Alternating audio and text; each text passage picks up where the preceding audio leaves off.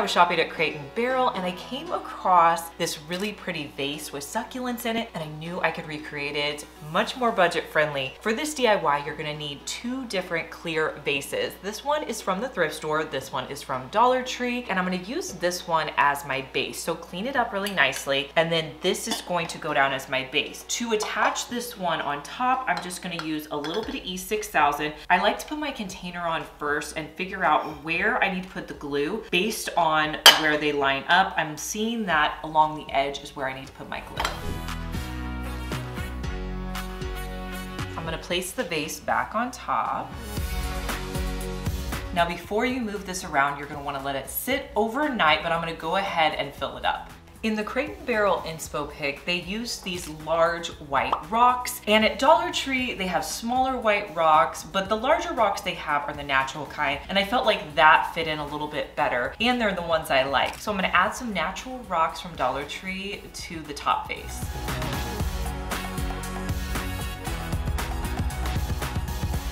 Dollar Tree used to only have their succulents out in the spring, but I've been noticing in my store they're keeping them out year round. They must be super popular. So I'm gonna add 3 Dollar Tree succulents. You just wanna make sure if any of them have the clamps on the bottom, you just pull that off.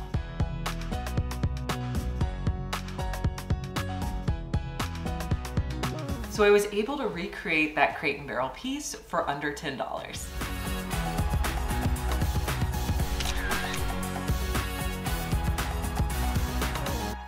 Let me show you how I made this vase. So the last time I was shopping at the thrift store, I came across this clear vase, and I know this shape is really unique. I didn't know what I was gonna do with it at the time, but I went ahead and picked it up. It was $6 at my thrift store. So I cleaned it up, and then I knew I wanted to paint it with more of a gritty texture. We've been seeing all over Pottery Barn's website these really cool textured vases, and they're always really popular. So I knew I wanted to paint this vase so I could put some large stems in it. So I used a color called Campfire Ash, and the way I like to get my paints is I will go to Lowe's or any other store, and I'll pick out the colors I want ahead of time and just get a sample paint. So what I'm using is a small sample paint I picked up at Lowe's. I'm gonna mix that with some Epsom salt. Whenever you want a gritty texture, you wanna mix something that's gonna create that gritty texture, like Epsom salt, baking soda is also great as well. But I'm gonna mix those together on a plate, and I'm gonna paint it on with a paintbrush. Now I did have to do 2 coats, letting it dry in between each coat, but if you get up close, it just has this really cool texture.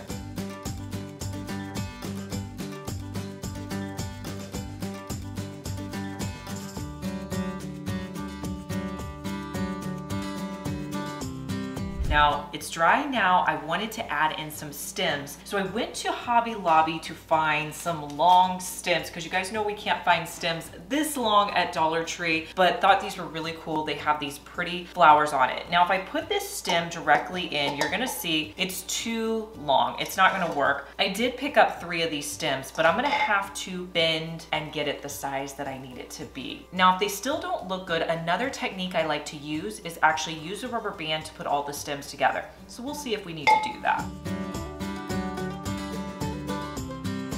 Now the goal with your stems is to have them all kind of upright, but you don't want to make them too short because the length is nice. All right, I think I want to clamp them together.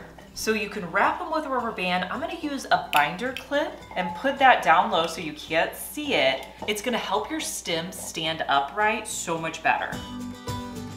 But just move them around until you're happy with them. It looks better on this side. If you like the look of fresh flowers but don't want to put them in your everyday vases, I have a hack for you. So I want to put my fresh flowers in this black vase that I just keep sitting out, but I don't want to fill this up with water. So I'm going to take this mason jar, fill it up with water, and then I'm going to place it down into the vase. From there, I will style my real florals in this vase, and you won't be able to tell that I have the mason jar in this vase. So I have 2 floral options. I have some greenery and some stems. Let's put them together. So a few of my tips for adding fresh flowers: make sure that you cut each of the stems before you put it into the water, and you want to cut at a 45-degree angle. Also, if you have any leaves that fall below the water line, you want to pull those off before you put it in, and you can just kind of see what is going to work best for you. A lot of times I'll put them in and then I'll pull them out and resize them.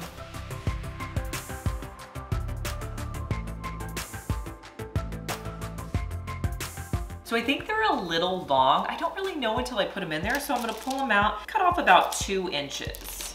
I think I like that length better. Just have fun with your flower arrangements. It doesn't have to be perfect, and you can always cut more off.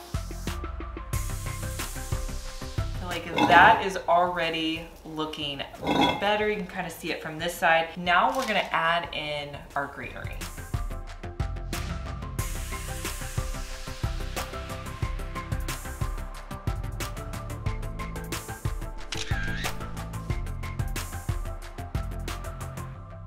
For this next DIY, you're just going to need a clear glass vase from Dollar Tree and a roll of wood veneer from a store like Lowe's or Home Depot. You're also gonna need some E6000 and clamps. Now this is a project that's not hard, but you do have to allow a little bit of dry time in between. So start by cutting a piece of veneer that's going to fit around the top edge of your glass container. Then you can add on some E6000 to the back of the veneer,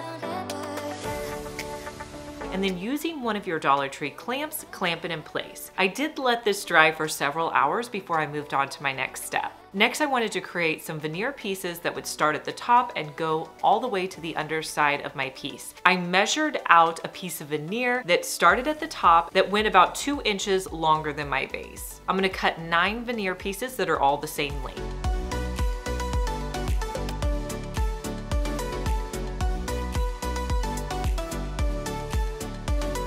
Now you're gonna need a few clamps. That's why I recommend these pink ones. You can get them in the Crafter's Square at Dollar Tree. Put a little E6000 on the back of one of your veneer pieces and line it up on the top of your container, and then add a clamp to hold it in place. Do this all the way around, making your spacing about as even as possible, but don't worry if it's not perfect.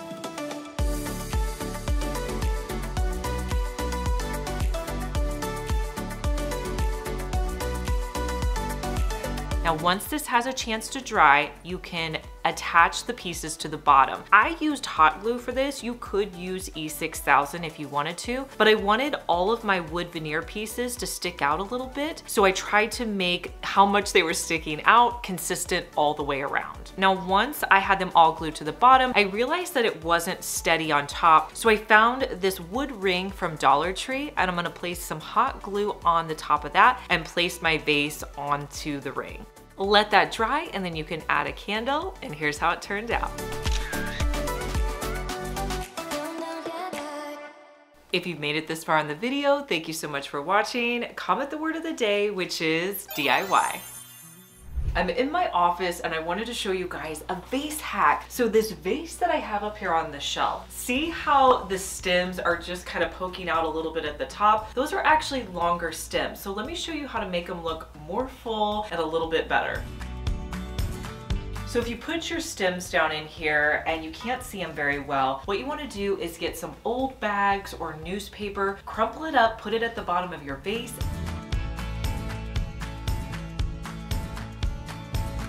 Then put your stems inside. It's gonna look so much better.